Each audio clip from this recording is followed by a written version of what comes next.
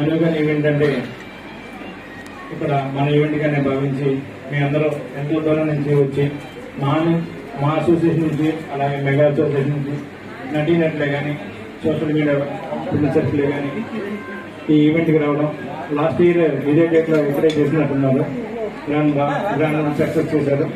అలాగే నాయుడు గారు చెప్పినట్టు నటన మీద ఆసక్తి ఉంటే డబ్బులు కట్టి రూపాయి కట్టి మోసపోతారని అది చాలా చీటింగ్. మా అసోసియేషన్ తరఫున మేము ఎవరి దగ్గర ₹1 తీసుకోము. ప్లస్ ఐడి కార్డు కూడా మేము ఉచితంగా ఇస్తాం. ఇప్పుడున్న చాలా మందికి తెలుసు, తెలియని వాళ్ళు కూడా ఒకటే చెప్తున్నాం, డబ్బులు కట్టేది ఏ అసోసియేషన్ అయినా సరే అది చీటింగ్. ఎందుకంటే మీకున్న నటన మీద ఉన్న ఆసక్తిని వాళ్ళు మిస్యూజ్ చేస్తున్నారు.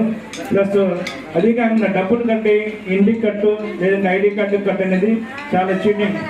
ఏ ప్రభుత్వం అయినా సరే ఏ ఒక్కరికి అసోసియేషన్కి స్థలం కానీ లేదంటే కాలనీకి కానీ ఎట్టి పరిస్థితుల్లో ఒక్కడికే ఇవ్వదు, ఇస్తే అందరికి ఇస్తుంది.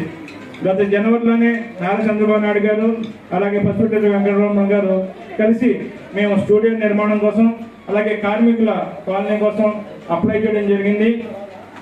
అది కూడా పరిశీలనలో ఉంది. మేము ఏది చేసినా సరే ఫ్రాంక్గా అందరికీ చెప్పే చేస్తాము. మాకు ఇల్లు కట్టండి, ఇంటికి డబ్బులు కట్టండి, హౌసింగ్ లోన్కి 15,000 కట్టండి, ఐడి కార్డుకి 14,000 కట్టండి అనే సెక్షన్ మా దగ్గర ఉండదు.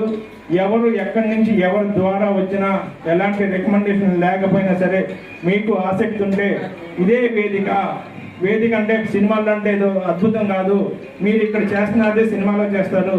ఖచ్చితంగా మీరు అను గారి ద్వారా కానీ నాయుడు గారి ద్వారా కానీ ఖచ్చితంగా మీరు కాంటాక్ట్ అయితే మీరు వెండి తెర మీద కనిపించే బాధ్యత మాది. ఖచ్చితంగా మీకు ఎలాంటి ఇబ్బంది లేకుండా ఎలాంటి మీకు అసౌకర్యం కలగకుండా చూసి సినిమా షూటింగ్ కంప్లీట్ చేయించుకుని పంపించే బాధ్యత మాది.